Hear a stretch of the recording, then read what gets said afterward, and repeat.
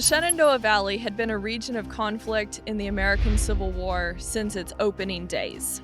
In the spring of 1864, major Union offensives swept through Virginia, including a campaign in the Shenandoah Valley. Union General Sigel was tasked with marching up or south in the valley to capture Stanton, but he never made it there. Confederate General John C. Breckenridge, who prior to the war had been the youngest vice president in U.S. history, had gathered forces and marched to oppose Sigel's advance.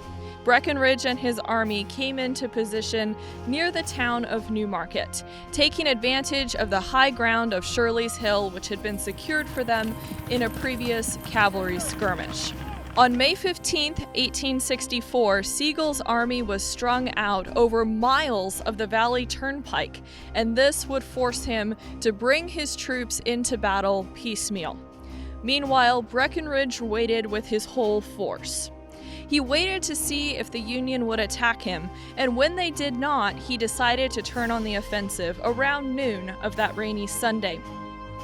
Putting his troops in long line of battle, he swept through Union positions, 3 defensive positions to be exact. The most prominent one was around the Bushong Farm.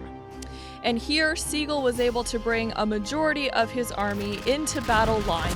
Breckenridge opposes him, and it's raining, it's muddy, and it's a fight for control of the valley yet again.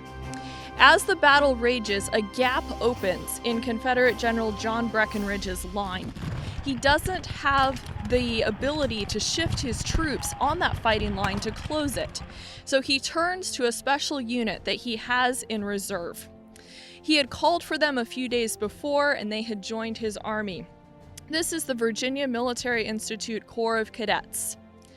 About 257 young men between ages 15 and 25. Breckenridge doesn't want to put them into battle line, but he has no other choice. And he finally says, "Put in the boys, and may God forgive me for the order." The Corps of Cadets fills the gap in Breckenridge's line and fights bravely. Then, as other units on the Confederate line also begin to advance, the Corps of Cadets charges across a field, the Bushong Field, sometimes now called Field of Lost Shoes, and capture artillery pieces before Union gunners can remove them from the field.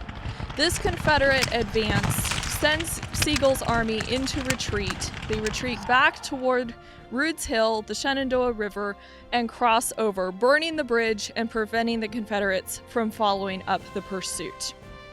The decisive actions of the Virginia Military Institute cadets at the Battle of Newmarket are famous and are still commemorated by cadets and Virginia Military Institute to this day.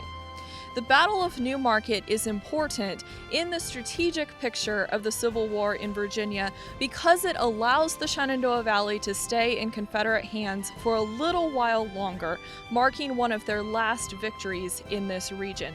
Later in the autumn, Union troops would re-enter the valley, and it would be a very different story.